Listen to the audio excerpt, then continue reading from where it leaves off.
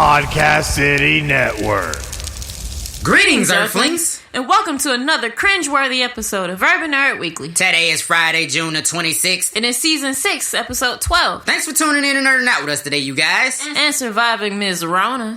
On today's Nerd News Update, there was a news found in NASCAR's only black driver's garage stall. Batman Forever director Joel Schumacher is sorely missed as he passes at the age of 80. And our global superpower, Apple, unveils a new iOS 14. Mixer streamers are free to go back to Twitch, as in Mixer is done for. And today's Rona Watch, legendary comedian D.L. Hewley passes out on stage and later finds out he done talked to Ms. Rona. India started trials for a new COVID drug, and today's topic is buying land on the freaking moon. So tune in, nerd out, to today's episode of Urban Nerd Weekly. Available on iTunes, SoundCloud, and Google Play Music.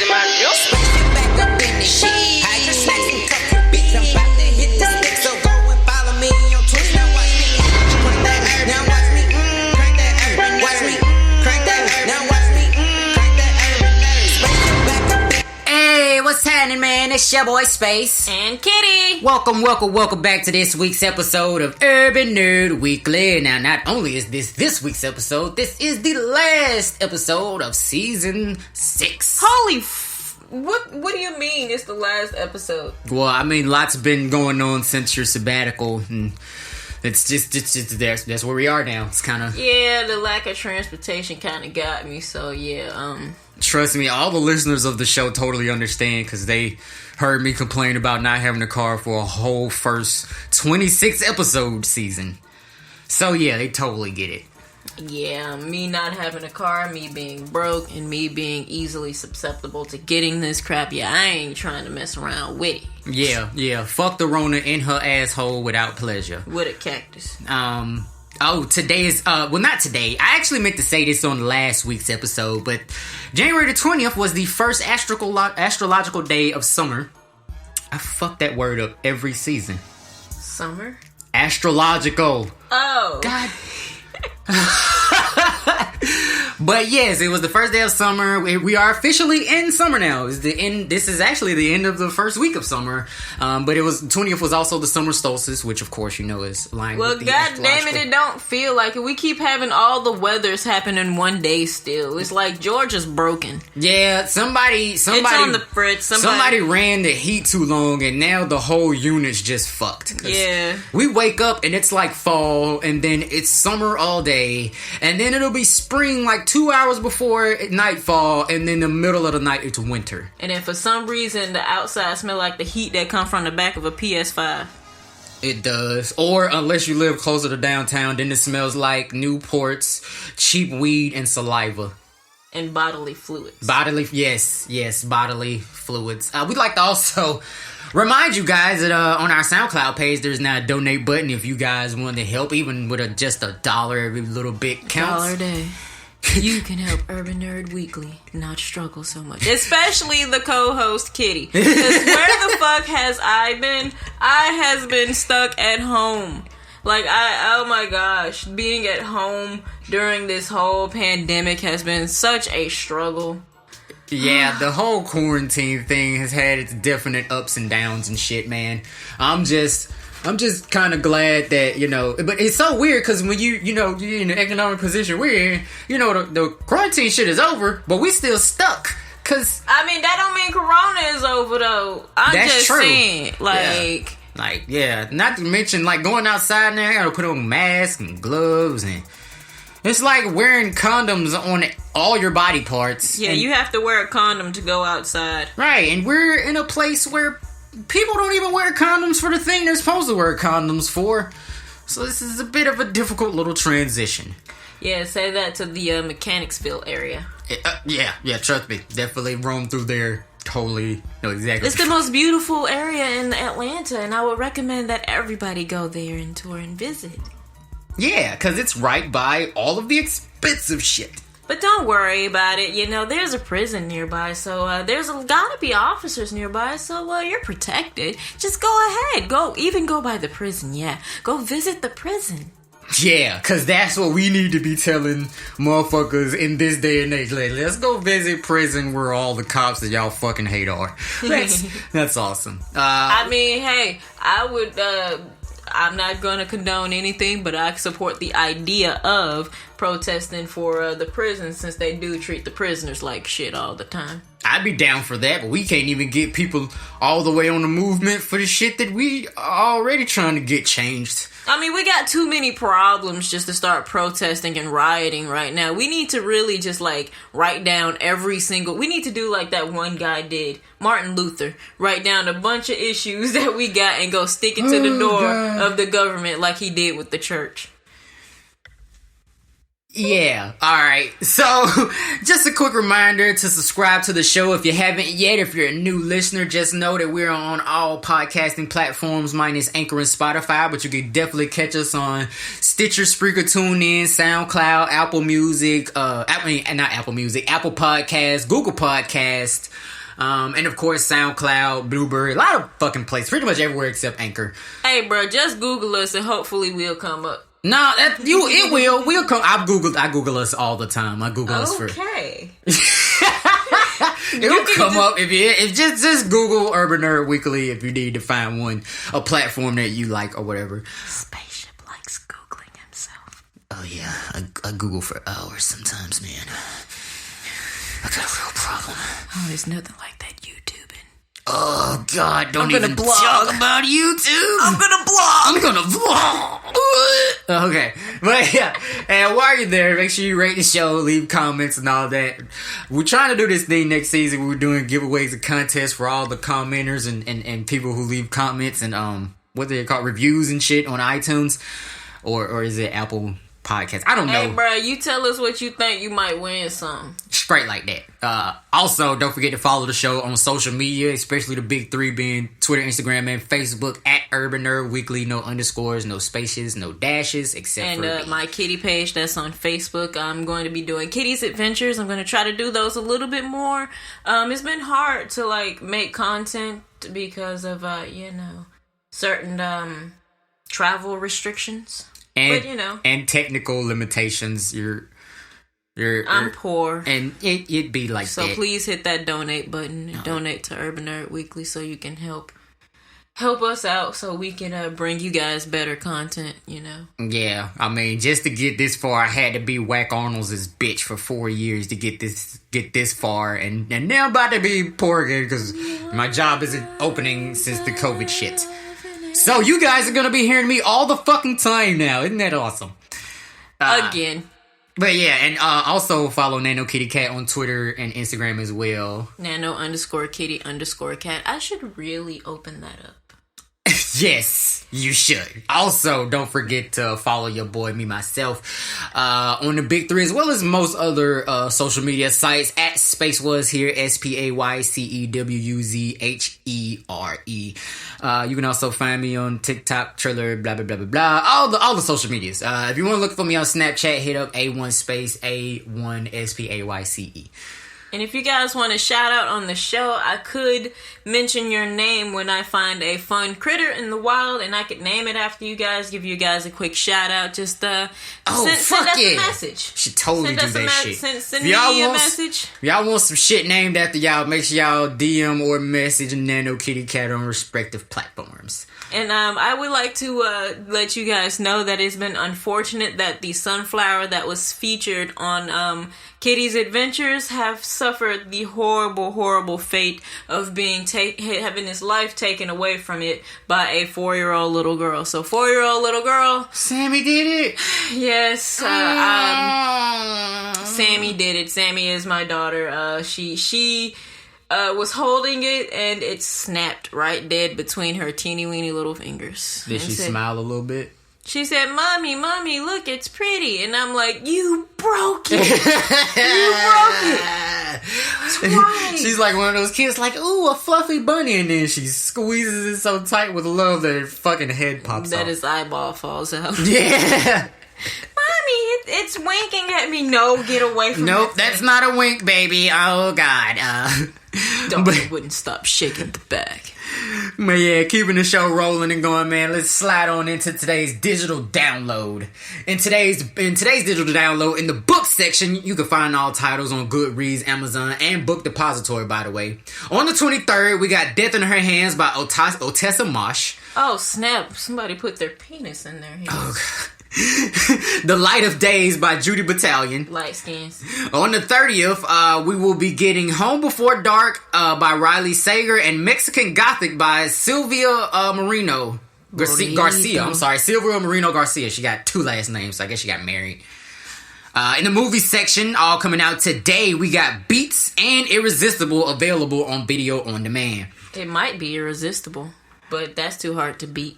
I'm like so ashamed that I have no clue about what the fuck either one of those movies are about. Me either. In the music section of today's digital download, we got CeeLo Green with CeeLo Green is Thomas Calloway. I didn't know that was his. Is that his real name or like an alias or something? I don't know. I will consult the oogles. The other superpower. Max B, we got Max B with the Charlie EP. Brian McKnight brings us Exodus, and Earl Sweatshirt drops Feet of Clay, the deluxe edition, all dropping today. I would not date a guy named Earl, let alone have Sweatshirt in his name. Sweatshirt just sound like that's all you wear, and that just seems like it would be funky. It would. It sounds itchy. Ooh. It sounds itchy. In the video game section, we got SpongeBob SquarePants Battle for Bikini Bottoms Rehydrated. Available on PlayStation 4, Xbox One, Switch, and PC. That sounds a bit thirsty. It's on everything, too. Right, though, bitch. I see why it's dehydrated. Please play me! Oh, my God! On the 24th, we got Ninjala on the Switch. On the 25th, we got Blair Witch on the Switch and Phantom Covert Ops available on Rift and Quest. Also, on the 25th, we got The Almost Gone available on Switch, PC, iOS, and Android. And today drops Fairy Tail available on PlayStation 4, Switch, and PC. Hunting Simulator on PlayStation 4 and Xbox One. Why do we need a hunting simulator? Because you know they trying to get ready for them race wars now. But we already got real life. Why we need to simulate it? And that, last but not least, we got Legend of Heroes Trials of Cold Steel Part 3 available on the Switch. Cold Steel. Just a quick reminder before we get into today's Nerd Money segment. Some of the other content we got coming up, please don't forget about our Urban Nerd tributes.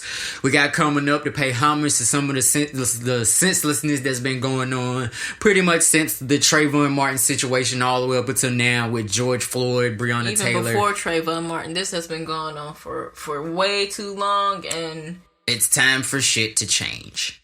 I wanna make a change for once in my life. All I wanna say is they don't give a damn about us.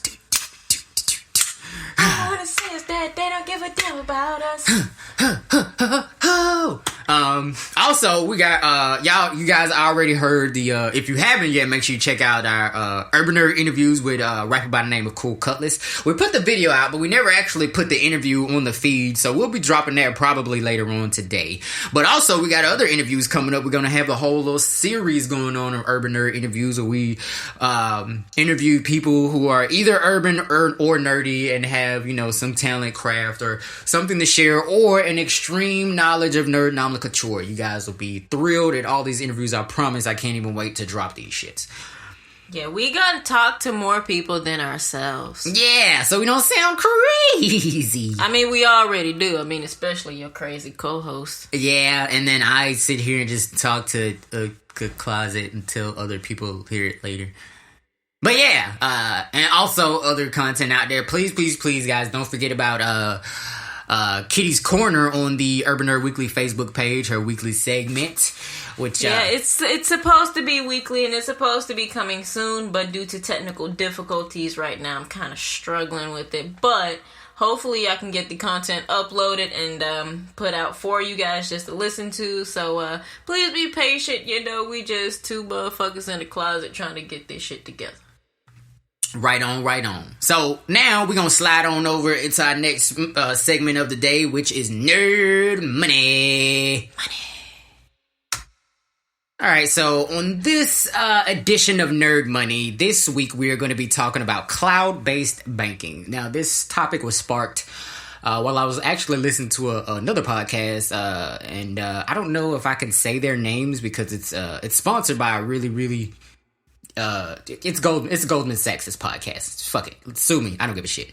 You can't just say that. I mean, what are they gonna get from suing me? Debt? Student loan and hospital debt? They could take your favorite pair of shoes. Which they don't know. They gonna take all of them and find out later. Well, they gonna have to be pulling them out their ass if they want them that bad. Well, then you'd be surprised what people can do with money. I thought she was about to say something totally different. But, yeah, so, as we know, like, everything, especially with the advent of the whole pandemic, everything is definitely it's speeding towards digital even more so than before. Like, we're already headed in the direction of going totally digital. We're doing more and more things online and with computers, and we're becoming more and more dependent on it. And banking is just another one. Lately, cloud-based banking has taken off, especially in the light of shit like Ethercoin, Bitcoin, you know, like the little digital currencies and stuff like that. And part of me feels like, you know, a lot of these banks is already anticipating on things like this just to happen because, you know, they already been saying that, you know, if a pandemic breaks out, that the United States in particular will never be ready for it. So, like, according to this article on Forbes list that was actually posted around this time last year, the bank's inevitable race to the cloud. Observers from the fintech Snark Tank in an article titled Banks' Slow Process to Cloud's Promised Land, the Financial Times write, America's top banks talk all a good game about their efforts to put their systems on to a cloud where they will be more resilient, cheaper, and better able to handle spikes in usage. But the reality often lags behind their ambitions. Banks are still in the aspiration mode. Even those that are nosy in the press about it aren't a fraction of what we are in terms of cloud adoption, according to the Steve Randick of Chief Information at the United States Financial Regulation, FINRA. So, just to give a little bit of preface to get a little bit more understanding for those who this subject might be totally new to them. Like me. What you got to understand about cloud-based banking is you have to kind of first understand cloud computing. Now, cloud computing lets people use the internet to tap into hardware, software, and a range of related services on demand from powerful computers usually based in remote locations. Like the dark web. Right, and one of the more prominent applications that most people can relate to that is video on demand, streaming services, shit like that. It's all very cloud based. So, successfully enabling the widespread adoption of cloud computing could add about 250 billion euros by this year, thanks to greater innovation and productivity. So, and the European Commission wants to bring down the barriers to cloud computing in a move that promises to revolutionize the way transaction banks can serve clients. In an article in FinTech Futures they don't even have the writers of the articles. They just say FinTech Futures. Whatever. There are 6 benefits to cloud banking, and those 6 benefits are cutting costs, improve flexibility and scalability. You can increase the efficiency. Banks will be able to enjoy improved efficiency ratios and operating leverage, which basically means it's just cheaper to run a bank. They can serve clients faster because cloud computing makes new and bundled products and services easier to develop and launch, either on a standalone basis or in a partnership. It eliminates procurement delays for hardware and software.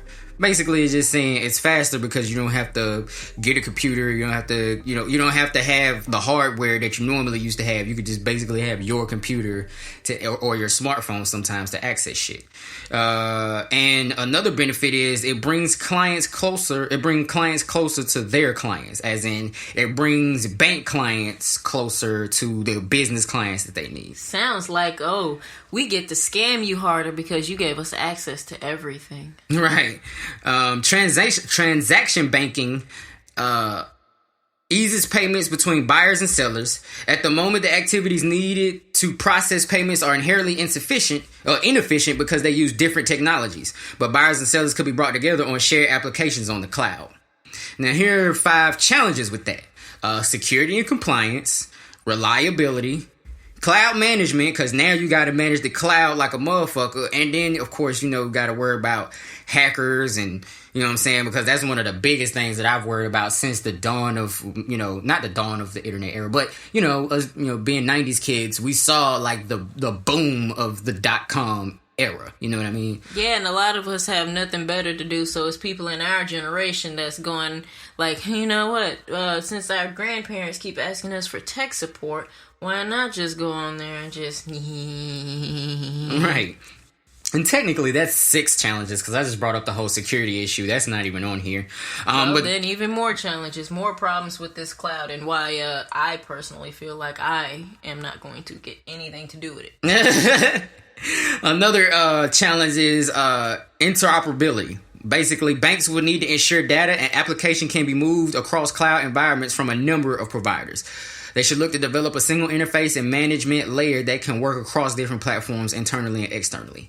And the last problem with it is regulation. The rules governing the cloud vary from country to country. Many countries' data protection laws impose constraints on where data is kept, limited take-up, and this is why the EC's move to regulate the cloud has been welcomed.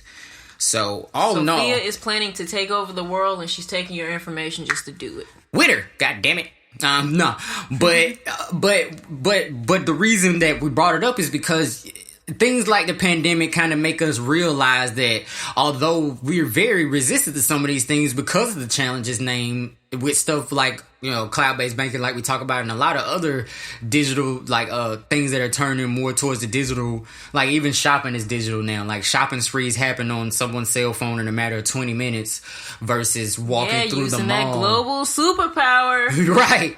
Versus going to the mall and having to spend 6 hours in the mall looking through shit. We need a mall. Just to ball all day. I had to do it. But yeah, so it's faster. So of course people and it makes it more addictive. Instead of shopping, like I said, you get to do it in a couple of minutes, 20 minutes, maybe an hour on your phone. Whereas you might have to spend like a whole day at the mall looking through shit, changing stores, taking a break, get something to eat, and then making it back home after all that shit. It's just financially exhausting just to spend money out in public. It really fucking is, man. So I totally understand a lot of the resilience to these things, but in the event that something happens like another pandemic like this, or more likely what everybody is afraid of right now amidst all the riots and police protests to where we get locked down to a military state, shit like this is gonna be the only way to go. I mean, I fucking hated having to do banking the way that I did, and I mean, even paying my rent is just been fucking a shitstorm ever since all of this has happened, because everything has to go online. Nobody wants to do anything in person and me anymore. So if that ever happens to the point where we can't, it'll be even... I mean, it's already a huge issue with people having very limited access to a lot of things that's online. It ain't doing nothing but just showing how the development of society is easily, able just to get holes poked in it no matter what. Because, even when it comes down to the pandemic and, kids being out of school and having to take classes online, it's still a whole lot of kids out there that can't even go online just to get to their classes because they ain't got a fucking computer. Yeah, man, and I be thinking about, I'm so glad that this didn't happen while we were in school, because I would have been one of the kids that were screwed. Me too. It's part of the reason why I actually kind of, was starting to fail in high school a bit. Oh, yeah, I can believe that, because, people, you guys don't know this, but there's a small age difference between Nano Kitty Cat and I, so there's a lot of shit that she tells me about that was going on by the time she got to high school that's just foreign as shit to me. And yeah, just like our math lessons each year. Yeah, that new math that's going on and shit. Have you seen that shit? I lived that shit. Oh, so you was still in school when they started putting that shit into play? started putting all types of crazy shit. Like, they finally decided just to start sort of teaching us how taxes and W-2s work, but they executed it poorly. Oh, wow. And they didn't even teach us shit like that when I was in high school. They had home ec when our parents was in high school. They showed us how to cook, how to clean, how to human outside of this. But now it's just like, with schools, they just teach us how to defy people that's older than us. Right. And then you can still learn stuff like home ec and wood shop, but in order to do it, you have to basically go to the bathroom and jerk off. No, because they have the vocational classes at vocational school and shit that, you know, around 11th to 12th grade. Do they still do that shit? No, you're speaking a different language. See, that's fucked up, because when I was in high school, you could still go to, like, vocational classes outside of your school to learn shit like home ec, wood shop, auto shop. But the problem with it was you had to declare that you was trying to, because it was 2 tracks. It was graduation prep and college prep. So basically, on one hand, you could basically decide, okay, I want to just get ready to go straight into the real world. And then they would teach you, you can go to classes, you can learn all that shit. And it still wasn't great as far as what they really should have known, but it's still better than what they are teaching the kids apparently now, clearly. We had our advisory class where they forced us just to look for colleges in our spare time. And see, that was the other thing. You basically had to tell your school not to prepare you to go to college in order for them to teach you that shit, so you had to choose. So if you were one of the kids that knew you were going to college and went to college after all that shit, most of the people that I know, if they were kind of broke, then they learned a lot of that shit in college, but it was rough because you're broke as shit in college. Or broke as shit in high school unless you're living off your parents' money. Or you end up like the people who are actually, you know, come from, you know, financially decent families to where they don't have to have those issues while they're in college, because essentially if you live middle class or above, you get to be kind of young a little bit longer because they got enough money to take care of you till you're a fully functional 25-year-old and shit. When it comes down to minorities in a basic sense, for people who are assholes who don't want to understand, when you are a middle class or upper class person of the African American descent, you're basically like white trash. Yeah.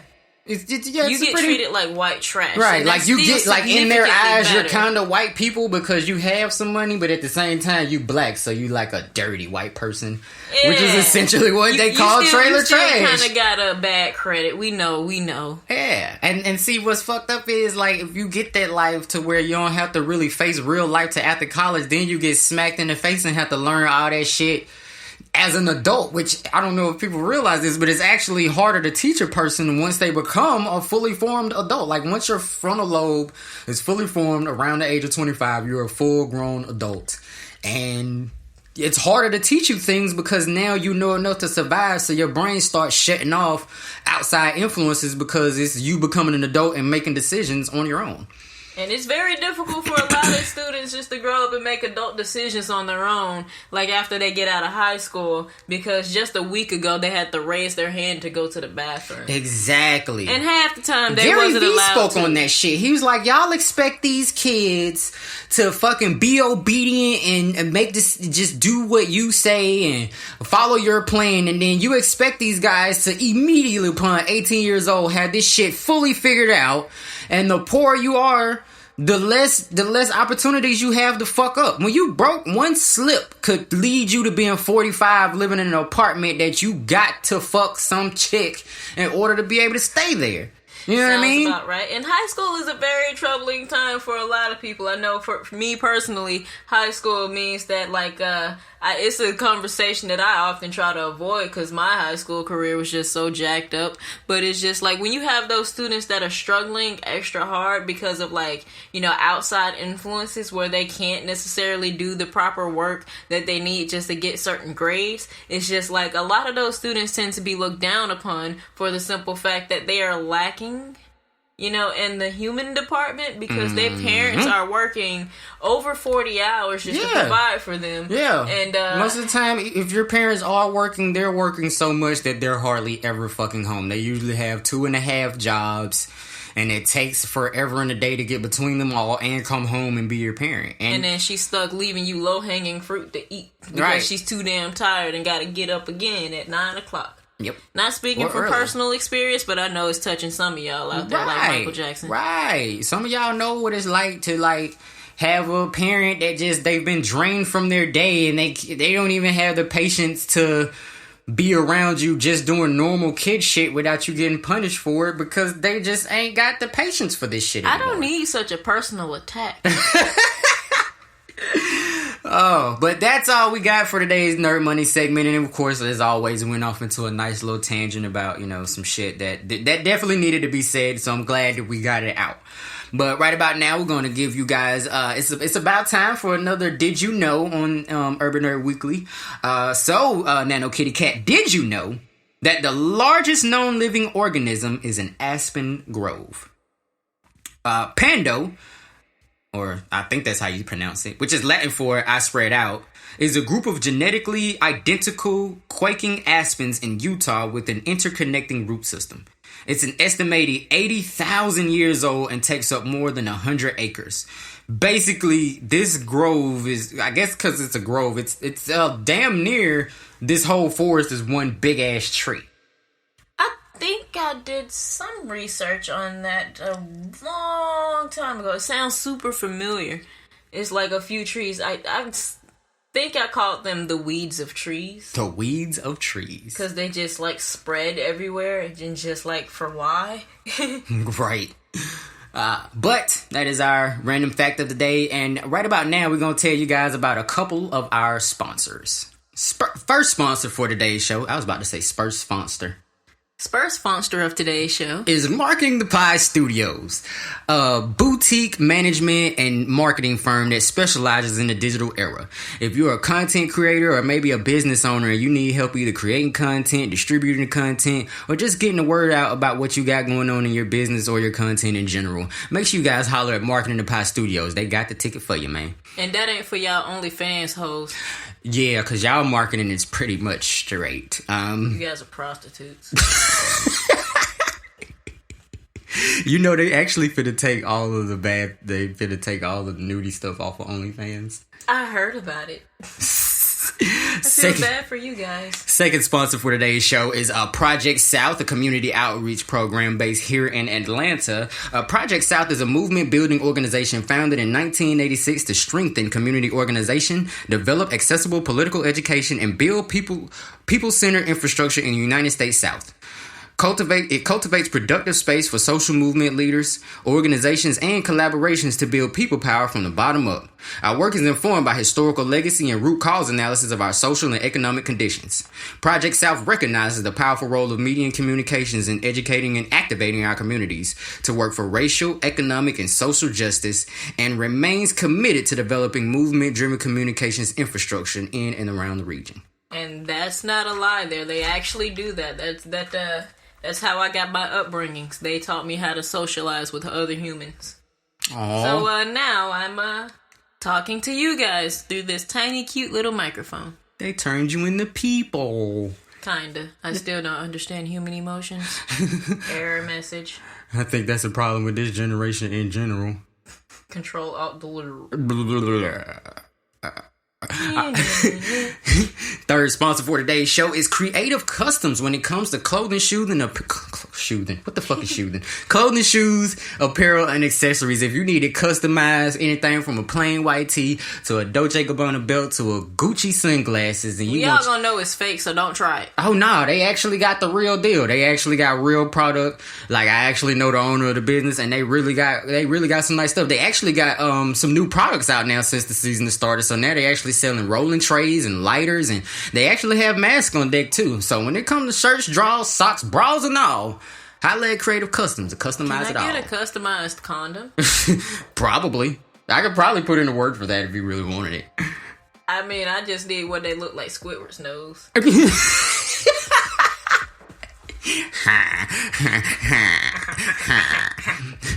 But then if you got a condom that look like Squidward nose, what if it make it all depressed when you put it on like Squidward? What if it sounds like SpongeBob shoes when you put it on and use it? Oh, wow. Well, you better hope that the walls in your house aren't thin. Last sponsor for today's show is Sweet K's Cakery. Now, I must got a thing for customized stuff because these customized baked goods are delicious. And especially if you need to get more than one order in, man. They specialize in especially cupcakes, cakes, and cake pops. Now, I never heard of a cake pop till I started fucking with Sweet K's Cakery. Them shits is good as fuck. Geode cakes? The what? Geode cake. What's a geode cake? It's a geode cake that looks kind of like a vagina. What's a geode cake? Do you know what a geode is? No, I was gonna ask that next if it wasn't in the definition of geode cake. A geode is a rock where when you crack it open, it's a bunch of pretty crystals of different colors on the inside of it. Oh, I found those before. Yeah. And I had a rock collecting kit in like the 3rd grade, so that one of them came in it. Yeah. Getting the rocks off. We just totally had 2 different jokes there, but both of them work. All right, you guys. That's all for our sponsors today. Let's ride on over here to the Nerd News Update. First story up is, if you guys ever heard of Bubba Wallace, he is the first black NASCAR driver in NASCAR. And recently, a noose was allegedly found in his garage stall. Let's hear a little bit more about that from Nano Kitty Cat. Yeah, according to ESPN, I am so horrible with that. Oh my god. That just goes to show how much Kitty knows about sports.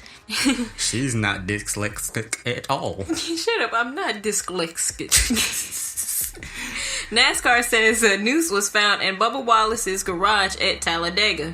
A noose was found in the garage stall of Bubba Wallace at the Talladega Super Speedway in Lincoln, Alabama on Sunday, less than 2 weeks after Wallace, whose is NASCAR's only black driver, successfully pushed the stock car racing series to ban the Confederate flag at its truck.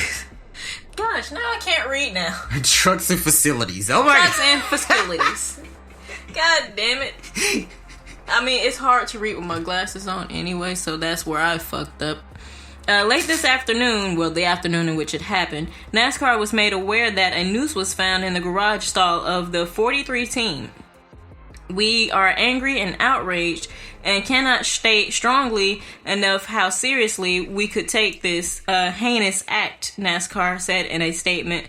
We have launched an immediate investigation and will do everything we can to identify the persons responsible and eliminate them from the sport.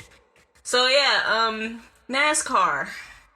Pissed off at your bitch house. The most racist sport that I could possibly think of out of all of them. Racist. Don't out. Kill me. Don't kill me. It's almost like they were telling us this shit the whole fucking time. No doubt. That's why I call it the most racist. Right. And you know, it's no stranger that, you know what I'm saying, we do find a good bit of, you know, the alt-right being fans of NASCAR a lot of the times. And I think that's why it was such a big thing when NASCAR finally got a black driver, because it's not like where Tiger Woods has been like golfing. Tiger Woods ain't real black, bro. Well, actually, Bubba Wallace is only half black also. Hey, Bubba Wallace is more black than Tiger Woods. Yes, that is true. Except when you give him a name like Bubba, it kind of, you know, takes a couple of shades off. Hey, man, I know a few people named Bubba. Now, the interesting thing is that we've been reading about this up online, and a lot of people seem to think it was a hoax. Maybe someone pranked him and it went wrong and it was kind of fucked up. I've also seen around that a lot of the garage stalls, the little pulleys on the actual doors to the stalls are kind of sort of already shaped like nooses. And then it seemed like what really happened was his kind of broke off. And I think somebody either picked it up or maybe when they repaired it and now it's been a newly tied little knot, because it's not big enough to like fit a neck through. However, maybe when they re-put it up there, it was big enough to put a neck through, because, you know, and it always kind of ill-timed because it was right after he was asking for them to ban the Confederate flag and they followed suit. So, you know, it's real kind of iffy. You know, I don't mean to sound like that skeptical guy all the time, but it's like, you know, he kind of rides with, you know what I'm saying? In the video you sent me, you know what I'm saying? Those two twins they were talking about, they really had a good point about the same voice, man, and it confused me. At first, I thought it was a dude side by side talking to himself. Right? I wish I could remember their names so I could give them credit, but I don't remember. But anyway, they did bring up a really good point, and you know what? I'll find their names and put it in a episode description or whatever, so you guys can kind of look up them if you want to check that video out. But they brought up a good point in that he was kind of riding around with a Black Lives Matter car. Black Lives Matter painted on his race car, which, you know, on the surface seems pretty cool, but hey, first of all... That's why he fucked up doing that at NASCAR. First of all, like, yes, it was definitely probably going against some grains there, but also, you got Black Lives Matter painted on your car, but then right next to that is like McDonald's and so a bunch of other big corporates and shit, like, how much... See, wait, you can't put Black Lives Matter on the same car you got some McDonald's and corporate shit, as if those individuals aren't, like, you know, funding Donald Trump's running for president again.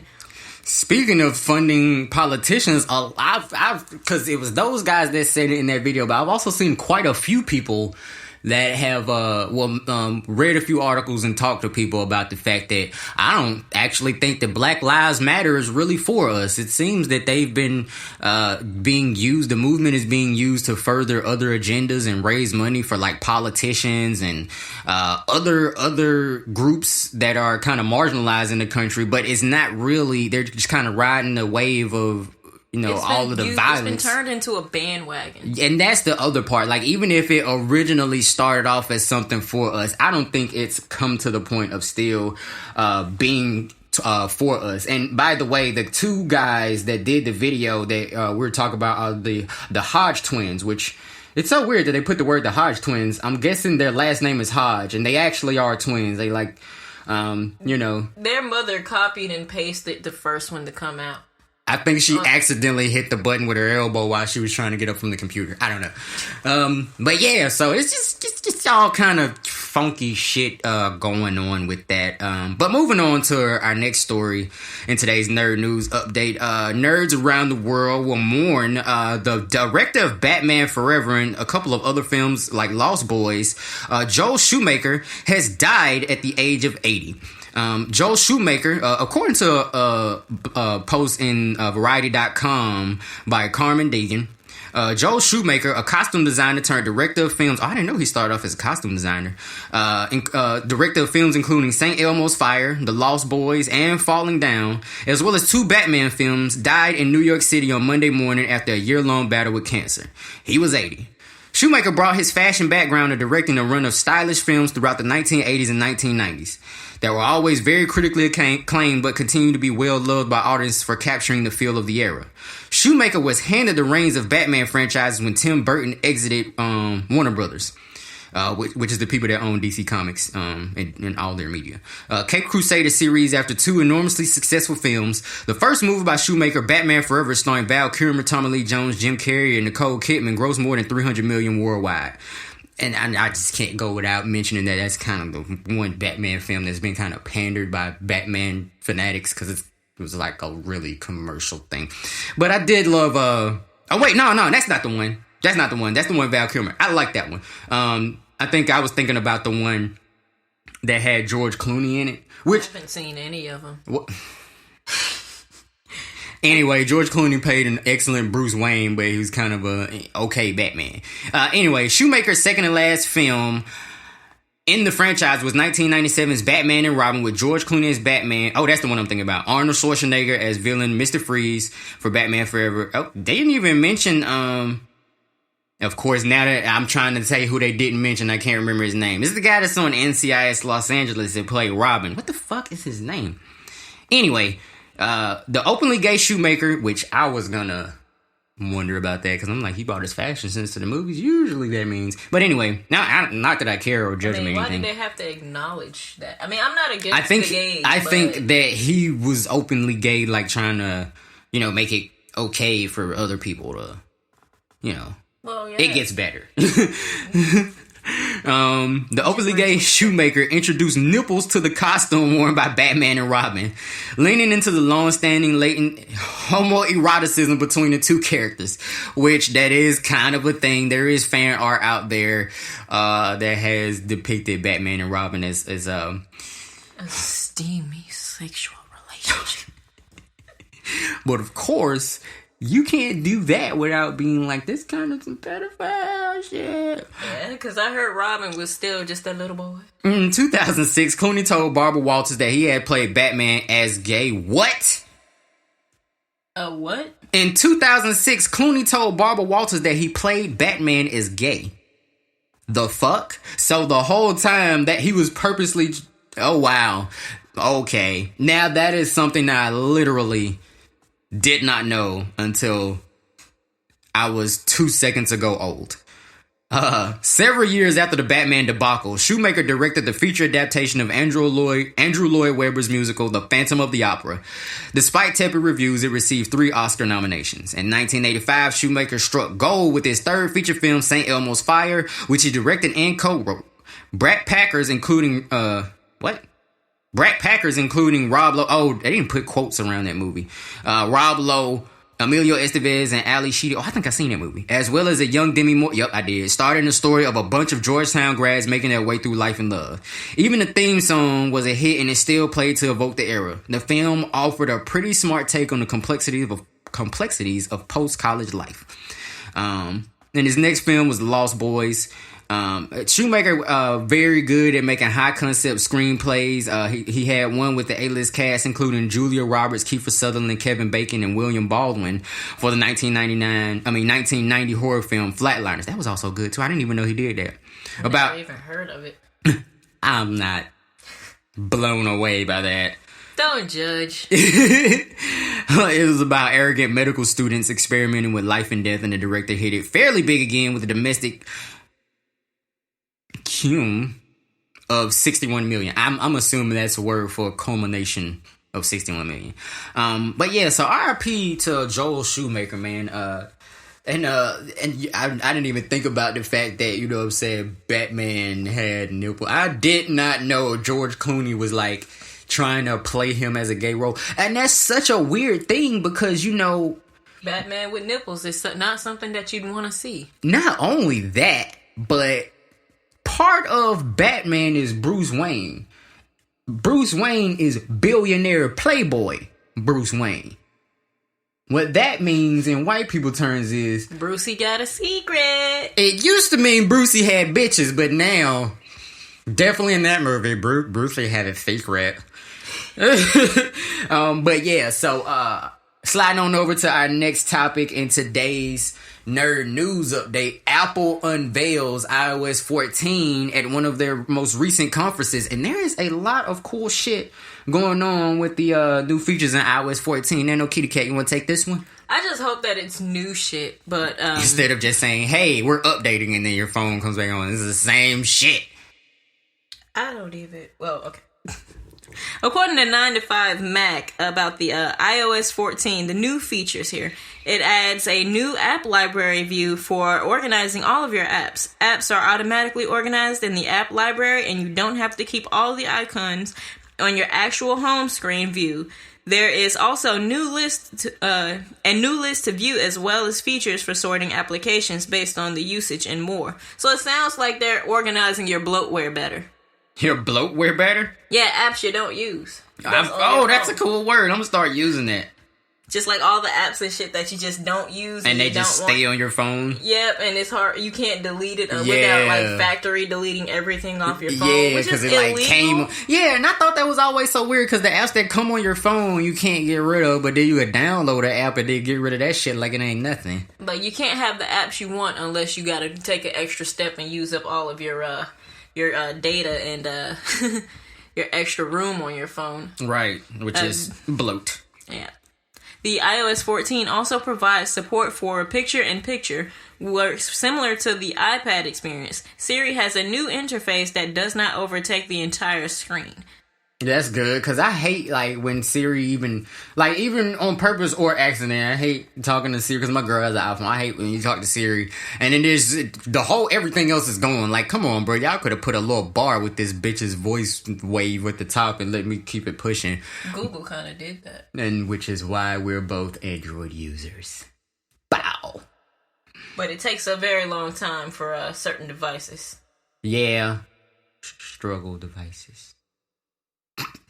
But that's about all we got on the iOS 14. Make sure you guys check out all of the new specs on that. I know a good bit of the Urban Nerd, the Earthlings gang out there has iPhones, because I see where y'all be listening to the show at. We get growing on iTunes. Actually, I feel like if we do some real shit next season, we could be on the front page of iTunes before the end of the year. I really believe that.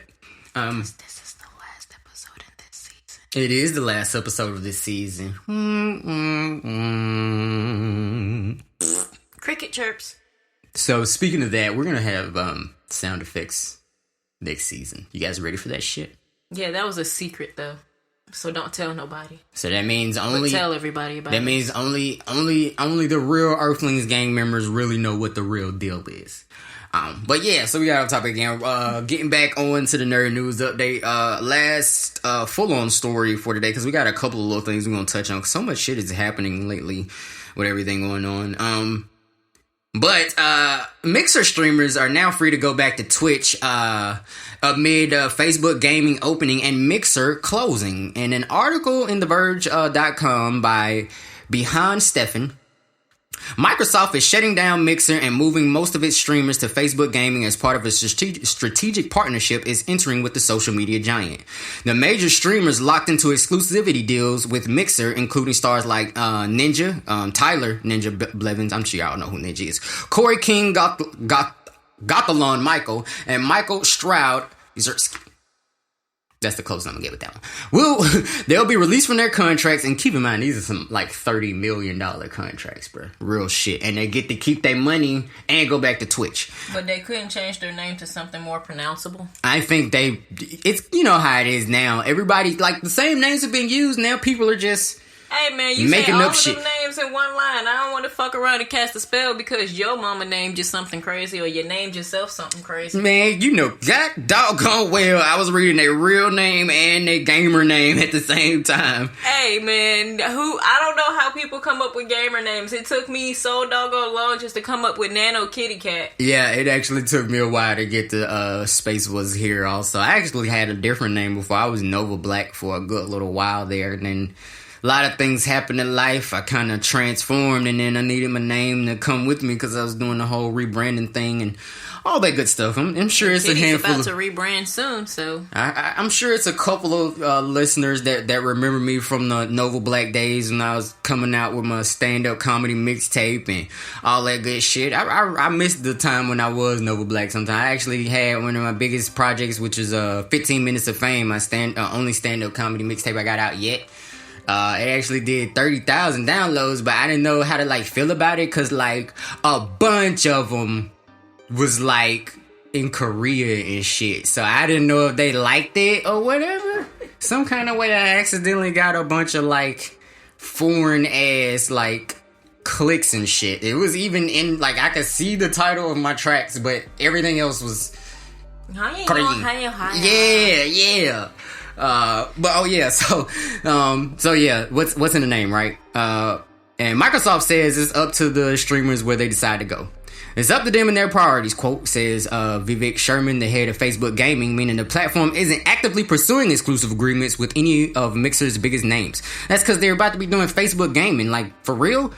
Yeah, they don't need to give them no exclusivity contracts, because what's about to happen is if they get this Facebook gaming shit launched correctly, now it's gonna be like that's one less thing you gotta leave Facebook to enjoy now. So a lot of people are really gonna hop on that shit. We should fucking buy a game and get good at it and start streaming and shit so we can fucking hop on that bitch when it gets ready. I mean, I'm trying to do that with Steam, but I need some donations here just to get me a better gaming setup. Yeah, Urban Nerd Gaming coming to a screen near you. I already have Steam set up currently. I just don't have any games on there that I have enough money to purchase. I really want to get Monster Hunter World because obvious reasons with the Palicos, you know. Right on.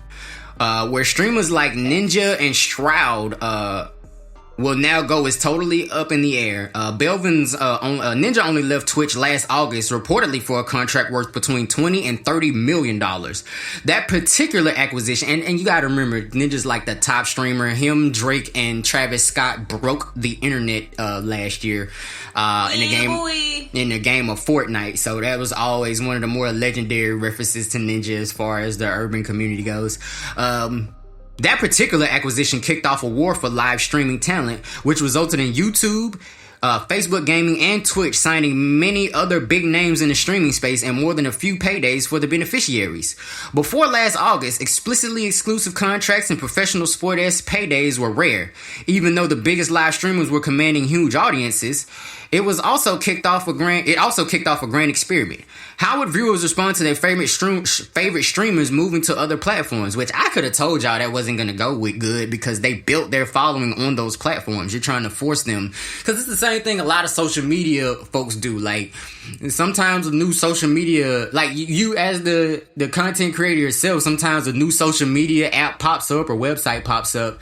And it's hard as shit sometimes to get all of your followers from one platform to also follow you to the other platform without a shit ton of being like, hey, remember I'm on Instagram, or remember I'm on TikTok and all that bullshit. That's my current situation, especially when it comes down to me using my Twitter account.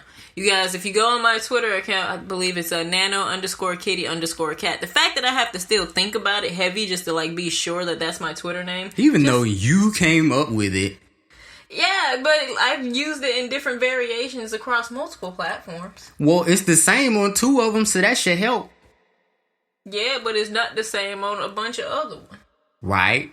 Well. And then plus, keeping up with the usernames and passwords and stuff. Yeah, it Just does. having to remember a lot of stuff, and like I try to keep it old school, keep it in my head to keep my memory fresh and young, but it's not really working out. And especially if I write it down somewhere, I'm just like, wait, when did I create an account with this information? So with that being said, if you guys just follow Nano Kitty, let's just focus on your Twitter right now. If you guys follow Nano_Kitty_Cat on Twitter, because we need her to get her followers up, man. That'll inspire her to get on a platform. You guys know Nano Kitty Cat's funny as shit. I like memes, so if you guys bring me memes, then I will flock to that form of social media. Like, I don't get on Instagram like that anymore because of the fact that I've been having technical difficulties with it. I can't upload anything. It won't let me upload stuff. So, if you guys are on my Instagram, and you see that I haven't uploaded anything, it's because, I don't know, it's just like Emily.exe has stopped responding. Yeah, exactly. And the answer to whether their favorite streamers would bring their viewers with them, the answer wasn't encouraging at all. Ninja saw a huge decrease in viewership. Though he was by far the biggest name on Mixer, his follower count dropped by more than 10 million. Facebook Gaming, for its part, will honor partner statuses for streaming coming from Mixer, though they will have to sign a new contract with Facebook, which probably won't be exclusive though. It's also worth noting that Facebook Gaming hasn't been emphasizing exclusivity, which I just said. Jeremy Disguised Toast Wang, Facebook Gaming's most prominent American face, wow, Wang, American, prominent, is still able to stream on Twitch. Since its birth in August of 2017, Mixer has struggled to find a foothold in the live streaming wars. It's always been the smallest of the major streaming platforms, and in numerical terms, it hasn't managed to draw the kind of attention that would make the venture sustainable. Which is crazy, because you think Microsoft would have had this shit on lock. They had a whole nother platform to get the formula for them, and they didn't have all the computers for it. What the fuck? April's Stream Element shit already. Right. April's Stream Elements and Arsenal.gg live streaming industry report had the writing on the wall, where Twitch posted 100% year-over-year growth in terms of hours watched, and Facebook Gaming grew a full 238% compared to April 2019. We gotta check out this Facebook Gaming shit. Mixer only managed to grow 0.2%. We started pretty far behind, Xbox head Phil Spencer says. So yeah, you know what I'm saying? I mean, I dabbled a little bit with Facebook Gaming when I'm on there playing a game that I shall not mention. That's basically the only one that I get. And it seems like it's a bit more tedious with Facebook Gaming, because it's just like things have already had trouble loading when all the games was back on Messenger. because that's where the games and things were at some point in time. But it's been like it crashes a lot. It kind of like delays a lot, and if you're playing a game where like you're winning coins based off a timer and you have to actively do things on it, it's just like if it freezes up, glitches, or if it crashes, you could lose all your coins like that. And especially if you've been like financially putting towards trying to get your coins just to like keep on playing the different games, and once those glitches happen, you legit lose your money because of the issues that's within the app. Dear game makers, get your fucking code together. Exactly, motherfuckers. Alright, so that's all for today's Nerd News Update, guys. Of course, we got our little subsection of the Nerd News Update that we like to call the Rona Watch.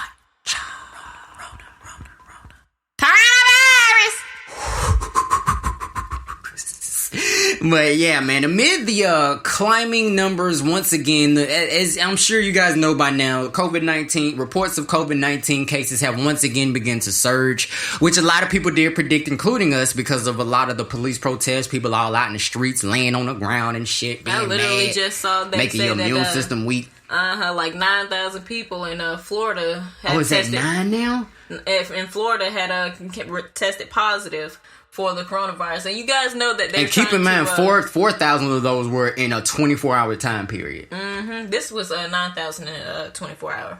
Oh, okay. I think I had read the report early then. Hey, either way it goes, bro, we read the same report and the numbers don't lie. Yeah, Texas was slow to open, and now, as they were just about to reopen, they're like pausing that and be like, you know what, we finna go right on back to lockdown because, you know what I'm saying, there's so many fucking people in Texas, I'm sure that shit's communicable as fuck over there. I mean, it's just like, even though we're at a very tough time in this capitalist country, it is best if everybody just like stay home, only go out for important things, and make sure you wear a mask, keep yourself covered, social distance, even if you're protesting. If you want to go out and protest, wear your mask, wear your gloves, stay hydrated.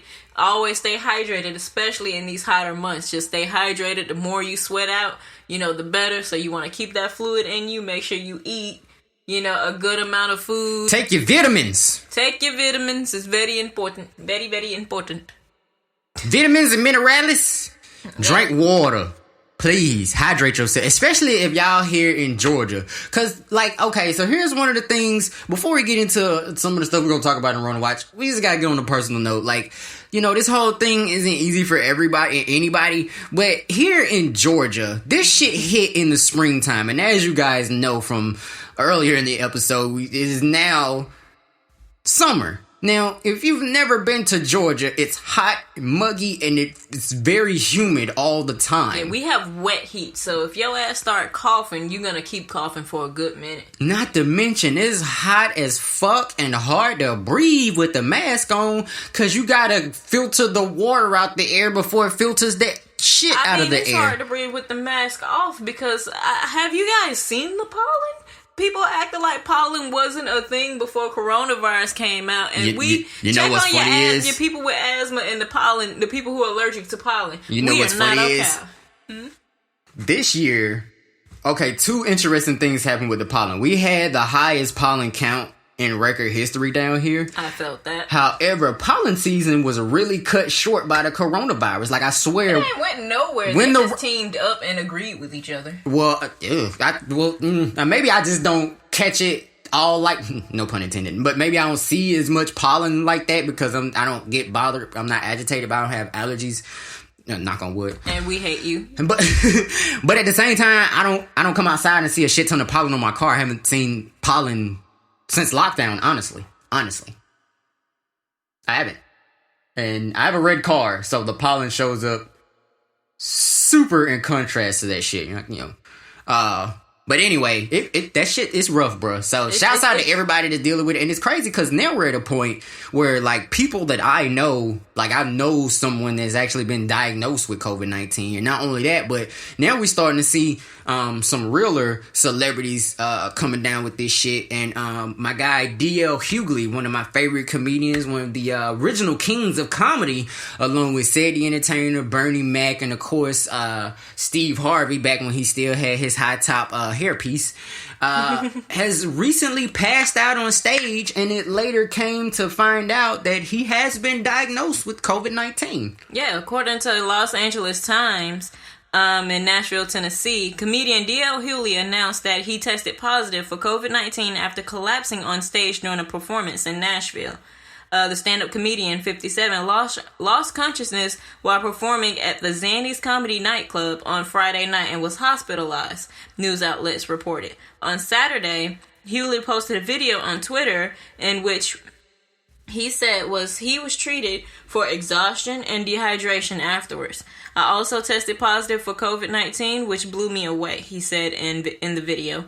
I was what they called asymptomatic. I didn't have symptoms, the classic symptoms.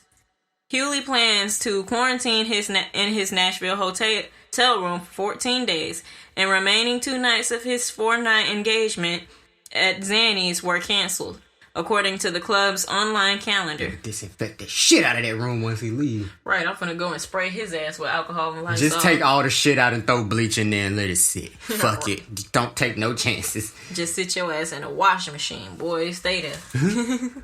Our friend D.L. Hughley had a medical emergency while performing on Friday and was hospitalized overnight. According to his publicist, he was suffering from exhaustion after working and traveling this week. The club posted on Facebook, "Love you, DL, and we'll look forward to seeing you, this king of comedy, back in Nashville soon."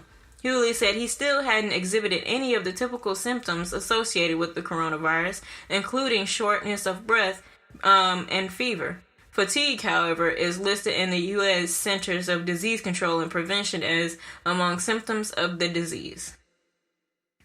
So in addition to all the other stuff you have to look out for, Hughley advised in the video, if you pass out in the middle of a show on stage, you probably need to get tested. And it's so good to see that he still got the jokes. He's still with the jokes, so he's in good spirits. Hey, so either way it goes, I mean, it's really, really difficult just to, like, say who has it and who don't, because, like, I know I'm malnourished as fuck. If I stand up too long, I'm going to pass out. I don't have it, but I ain't trying to get it as well. I know that I am indeed high risk, so I've been doing my best to avoid human contact, period. Right, and if anybody knows Space, you guys know I'm a pretty slim fit guy. $135 soaker wet with work boots on. So if I skip a meal, I'll be lightheaded. The wind will blow me away, and then I'll be like, oh, see, that's why I try not to stay paranoid, because, you know what I'm saying, like, that's, and then, because people don't think about it, like, the fear and paranoia and stress that you cause yourself, it actually does weaken your immune system and further opens you up to the disease, so, or diseases in general, especially one like that, so, try to keep yourself centered in a good place, stay clean, wash your hands, and your ass. Oh, yes. Ever since the disease has been out here running rampant, I haven't smelled as many musty people. So I am proud of y'all for finally trying to sort of take care of y'all hygiene, even though that deodorant rack is still thick. Right. And I hope y'all keep it up. Please don't let quarantine in and y'all motherfuckers go back to skipping y'all legs in the shower and shit. Man, we don't want to see y'all rough side. I'm pretty sure cashiers see y'all in the morning, and they don't want to smell that in the morning like they used to. It makes a difference just to see a happy customer come in. True. So speaking of all the the rising in cases, more and more people that you and I know are getting in contact with this shit.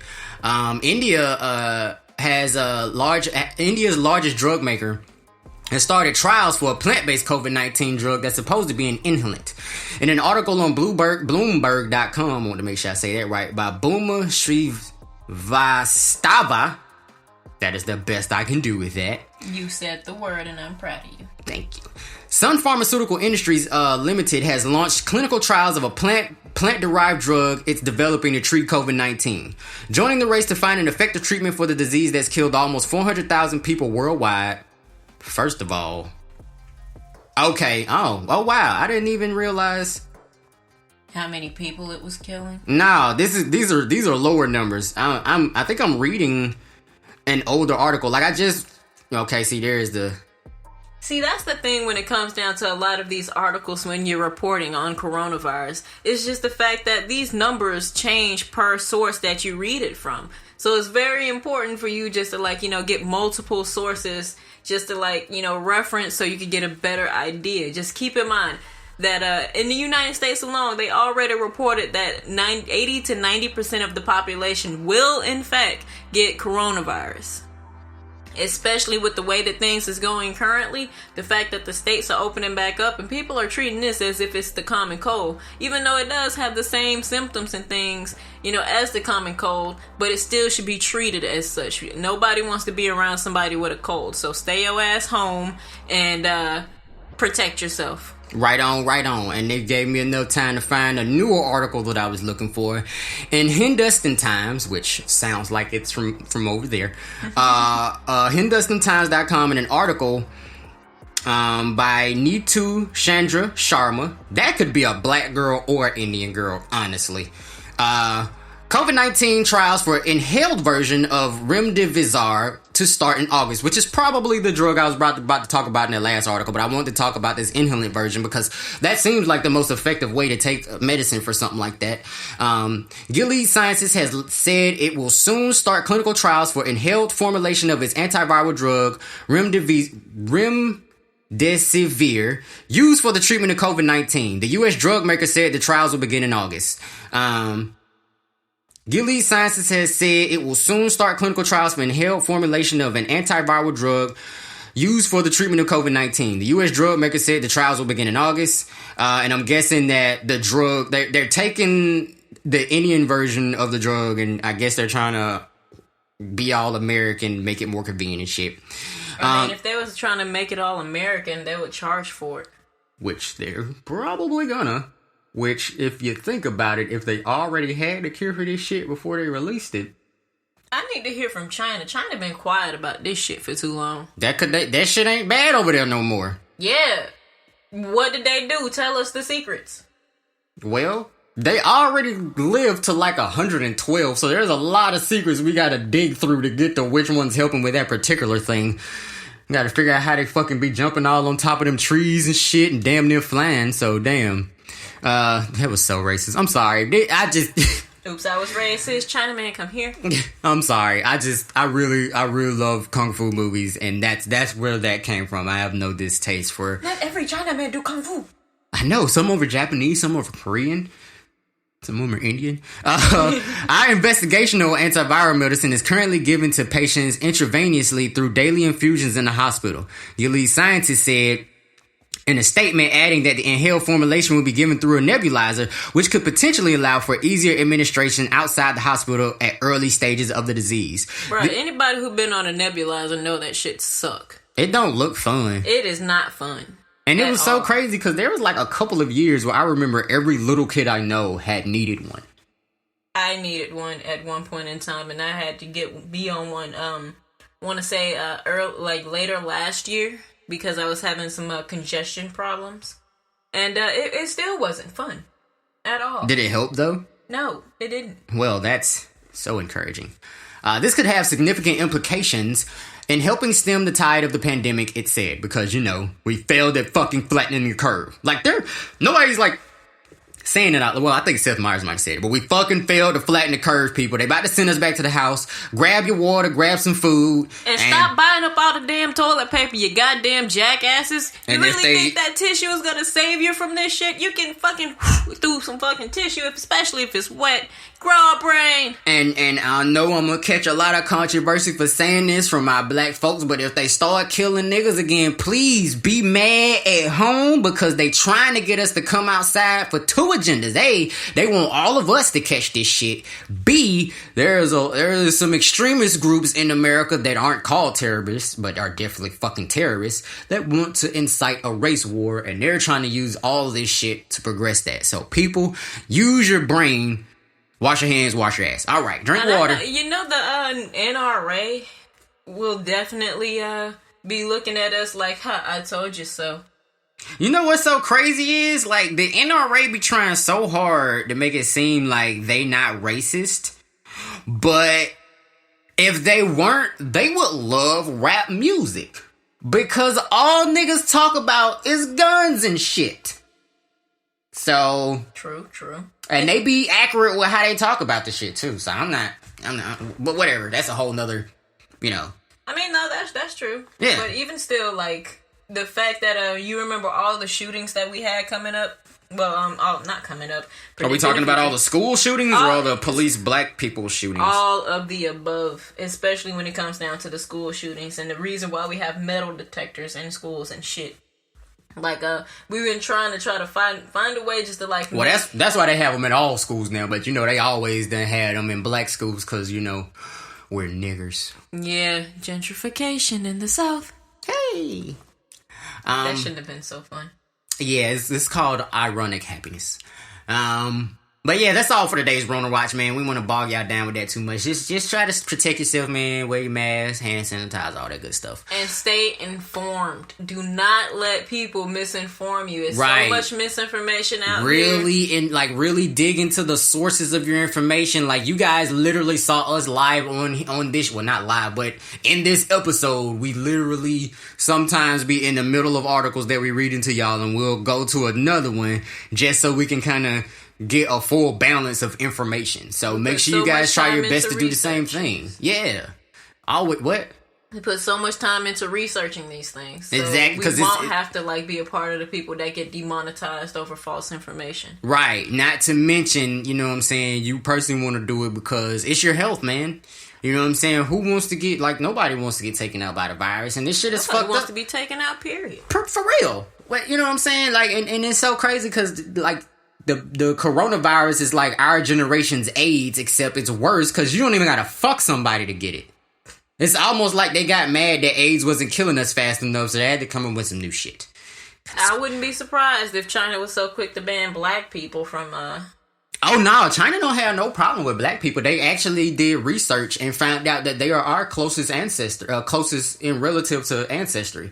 Like black people, African Americans and Chinese Americans share more DNA than anybody on the planet. Because we were the original man. And I have been educated on the fact that a lot of, when the plate tectonic shifted and all that and people got separated, more people were going towards Asia, that area, before they were moving towards the European mountainous cold area and shit. So they were actually, everybody knows black people are the original man. Chinese people were right after us. As a matter of fact, most black women will be your indication of that, because if you ever notice, black and Asian people make some of the cutest fucking babies. I mean, they're not cuter than my baby. Nobody's fucking cuter than my baby. My baby will steal your heart and your soul with a coup. I think Sam got you beat there. She will literally steal your soul. But my son is so sweet, he'll give it back to you. I'll give you that much. Sam, she's like, no, it's mine now. Deal with it. It's okay. Sam is gonna be the reason that nobody will ever break in your house and kill you, because she'll probably eat them before they can make it in. Probably, if she's not already busy trying to eat me. She wants to she said she wanted to break my skin off and chew me bones up. Alrighty then. Yeah, healthy upbringing. So let's get into some shout outs for today.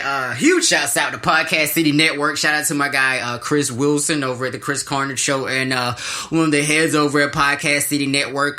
Thank you guys for welcoming us into the family so well. And our first season with you guys this season has been pretty rough, but I appreciate you guys rocking with us, as well as all the other shows on Podcast City Network, man. I'm slowly listening to everybody's shows a little bit by a little bit, and we are gonna follow you guys on Facebook. By the time this episode has come out, we'll have done so. But yeah, big shouts out to the crew over there, man. We can't wait to keep growing with you guys. Shout out to my guy Derek Sells over at the Upbus Podcast. I've actually known my guy Derek for quite some time, and you're trying to find out how to buy and or sell cars. That's the show to listen to, and that's the guy to talk to. He does do like little real quick Facebook consultations, but if you want the real game, you should definitely sign up for his service. And that's not like a plug. He's really good. You guys know all the trouble I've had with cars, and now I have a car, so that would tell you everything. Big shouts out to my girl Alicia. She's the head over there, Marketing Pie Studios we talked about earlier. One of my personal business partners and good friend of mine, man. She got that ticket over there for you, man. I really want you guys to fuck with her. She's helped me out a lot, and she could do a lot for you. You got any shout outs? I just want to say shout out to that nigga Huey, R.I.P. The singer, the rapper from Pop, Lock, and Drop It. I was gonna let you have it. Hey, man, my brain just, shut down at that moment. Which is so funny, because that's the handful of songs you do know when it came out. Yeah, it is one of those songs, and my daughter seemed to love it. She can't sing it right, but she said "pot locky doggy."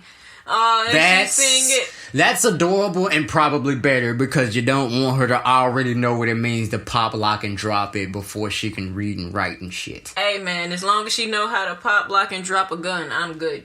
And she will probably do so, especially if she keeps hanging out with Harley. And this is actually something I was gonna mention in the nerd news update, but big shouts out to T.I. for he's gonna be teaching at Clark Atlanta next year. Can you believe that? She's gonna be teaching trap music as a class. So he's gonna teach trap music as a class. Yes, he got a few good songs, but that's the only thing I can say about it. We do not disrespect the Kane's talent in this household. I don't support hymen checks. Bruh, first of all, alright. That was a purposeful media attack on T.I. because he has been speaking out about a lot of shit that's been going wrong with black people in the last 3 years in a lot of his outlets. Yeah, he did say that shit, but when you think about hood niggas, do they all really think fully through the shit that they say before they say it to think about how fucked up it is? And then I feel like a lot of people are being really fucked up. Like, this is how I know it be the media that be putting this shit in folks' heads to not like them for these reasons. Cause we talking about people that talked about pimping hoes, fucking hoes, selling dope, shooting niggas, killing niggas. And then changing your life. Robbing niggas and shit and all of that. And then suddenly when Rick Ross says put Molly in her champagne, she ain't even know it. That's a problem. Like, they got mad at Lil Wayne for saying some shit about Emmett Till. Like, they you know what I'm saying? Y'all getting mad at T.I. for being what y'all call a misogynist, but this is the same person that said, I don't want no mediocre. Y'all didn't have a problem with it then. Y'all didn't have a problem when he came out. You can have whatever you like. Oh yeah, y'all was with that shit. Cause you can have whatever. It's all about you. Anyway. It's all about the finances that a man can provide to a woman nowadays in this culture. Ironic, but not ironic. Speaking of rappers, shout out to my guy Cool Cutlass. Make sure y'all check out Heartache PKB2 as well as a lot of his other projects coming soon. Also, shouts out to my guy Hitman and Hitmaker. Got some new music coming soon. Just dropped. Shut up. Just dropped the Come Up EP and is about to drop another one.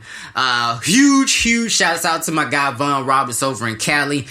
He's actually one of my favorite underground comics right now. He actually has a YouTube special out right now, which has inspired me to do one as well. But y'all could definitely check out I Hid the Car Seat for You on YouTube as well as Apple Music and Spotify. Why would you do a horrible thing?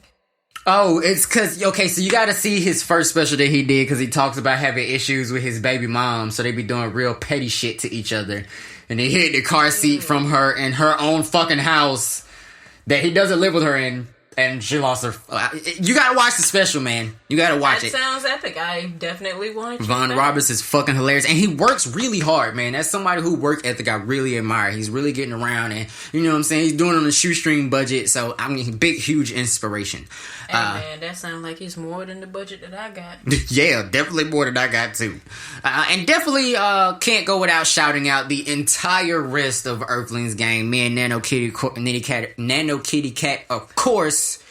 Or, you know, saying the figureheads, but there's a lot of guys that help us out a lot behind the scenes. Shouts out to Bobby Abercrombie, big shouts out to Greg Love, shouts out to Funny Weird Mom and Koya Z over at Vibe Time Podcast, man.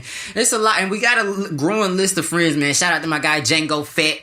You know what I mean? Big shouts out to everybody that listens to the show. You guys are what keeps the show alive, man. We appreciate you more than we could ever say. But with that being said, we're gonna go ahead and get into today's topic and close out the season finale You can buy land on the moon. Right. So like how is it that we can just like get away with selling things that aren't fucking ours? Which is interesting because, like, the reason that I had this to be the topic of the day is because I was gonna buy my dad a plot of land on the moon for Father's Day, right? Did we actually just go to the same article? I've been had it up. Oh, okay, cool. But yeah, I was originally intending to buy my dad a plot of land on the moon as a Father's Day gift, but then I was doing some research and it says, like, I don't think you can, like, you can buy the deeds and shit, but I don't think they're gonna be legally binding because I don't think they've divided up the territories on the moon, so to say. I mean, of course it's not gonna be legally binding. The moon does not belong to humans. Right. Just like the ocean. Which is actually something they said in this article. So we're going to tag team this article today because we accidentally pulled up the same one. We usually try to pull up different shit so we get the round sources, but I think because we both... No, you get a different because I've been had mine. Okay, I'm sorry. You had to do it first. You did. You had to do it first. That's okay. I got my article now. Okay. All right. So the question is, can you buy land on the moon? Now, it's a complicated answer because technically... you can buy it. You can buy whatever you want, but that doesn't mean it's going to be yours. Yeah, it doesn't necessarily mean you own it. You want to go ahead and start this one off? Yeah, so according to Popular Science, can I buy the moon? For now, at least, the moon is like a seat. Everyone can use it, but no one can own it. In 1967, the U.S. and Soviet Union negotiated the Outer Space Treaty, which states that no nation can own a piece of the moon or an asteroid. You have the right to go up there, take the lunar soil, but you don't have any right to draw a square on the surface of the moon and say, that square is mine, says Stephen E. Doyle, a retired lawyer who served as NASA's deputy director of internal affairs. If the Space Settlement Institute, which lobbies a private industry to develop land on other planets, has its new way, new laws will allow space colonists to stake moon and claim and start a colony. Oh, wow. In an article on Forbes.com, it's actually got started as a core thread. If you guys have ever asked a question and saw QUORA come up in your search results, it's one of those things where you can just ask random questions and people can come and answer. A different version of Ask.com. Yes, just like that. And this answer from this article was derived from an answer by H. Paul Hosinger, a science fiction author. So people ask, how do I go about purchasing a plot of land on the moon? The short answer is you can't. No one can. Here's why. There are several international treaties that bear on this subject, but the most important is the Treaty on Principles Governing the Activities of States in Exploration and Use of Outer Space, including the moon and other celestial bodies, that was signed on January 27, 1967, which is, wasn't that 2 years before we landed on the moon? I think so. I guess they did that so that they could all have an agreement before somebody went up there.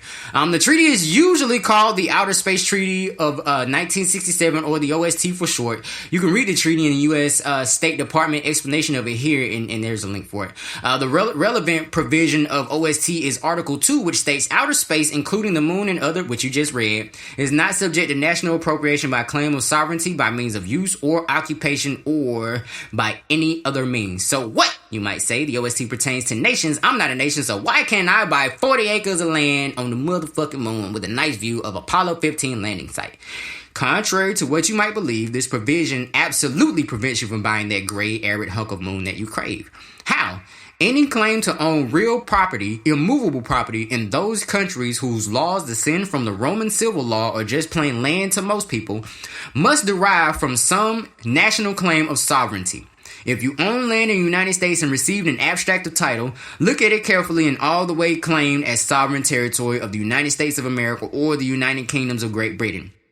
Or the Kingdom of Spain, they got a lot of ors, or the Republic of Mexico, or Russia Empire, Kingdom of Hawaii, I think that's all of them, but I might have missed one in there somewhere, and that's literally in the article. That sovereign then caused that piece of land to be severed from the public domains by means of land grant, sale, homestead, act, title, or some other means and become someone's property. Title then passed through a series of owners down through history to you. Some sovereign had to own the property first so that you can trace your ownership back to that sovereign or more than one sovereign. So basically, one of the countries has to own it first before you could buy it from them. Which is silly.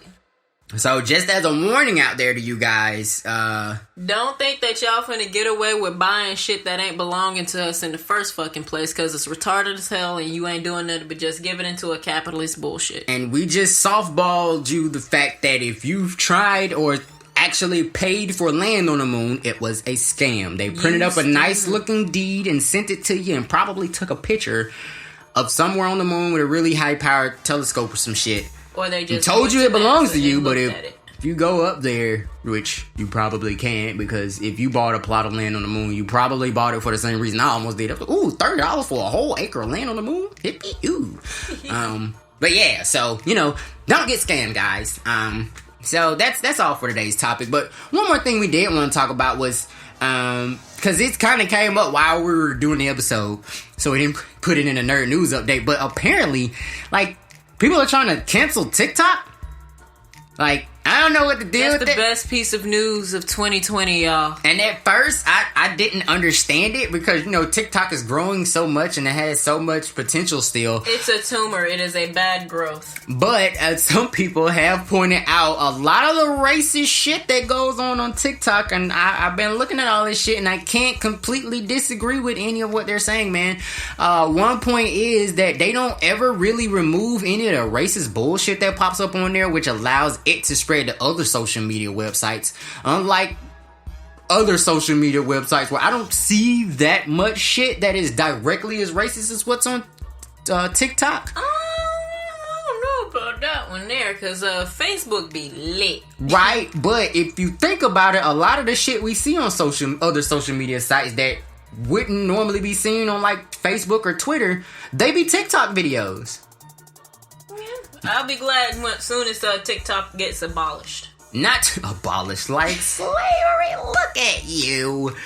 But another point that they have definitely made is that a lot of the times there's a very noticeable trend of course we come up with all the dances just like always. But what I've definitely picked up on is that they'll have some non-brown girl that's barely doing the dance correctly and the bare minimum of fucking creating content. Don't do shit with the video outside of kind of just do that. And her video gets 1.5 million views. Yet the people or persons that came up with the actual dance, who had the video first, mind you, might only have 200,000 views on a video where they're doing the dance better. It's better edited and it looks cool. I mean, at the end of the day, they're not doing anything any different than what's already been going on, especially on social media and especially in music, movies. They're just doing the same thing that's been done throughout history. Yeah, really. Which is so ironic that you say that. You can't attack just TikTok for this without taking down everybody that's involved with it, because there's a lot of people out here that they're famous because of them recreating something else, and it may not have been as good or as bad as whatever the original content was, but it's still copying. Yeah, and this sucks too, because Young Dro just dropped his TikTok song, and I love that shit, and now I don't even know how I feel about TikTok no more. But that's all we got for this week, this season, you guys. We will, of course, we always do our little 2-week sabbatical when we come smack you in the face at the beginning of the next season. So we will see you guys on season 7, man. Thank you guys for listening and tuning in and nerding out. Of course, make sure y'all keep up with us on social media. We still gonna be active on there very much so through the 2 weeks, and that way you'll know right on time when the show is about to hit you upside the head again. Oops, upside your head. I said oops, upside your head. Alright, you guys, but so I guess this is see you later, man. My name is Space. I was here, but now I'm still sitting in the closet recording. So much thank yous. You're just awesome. You're a garden of pleasant plants. But we made it this far, so see you guys next time.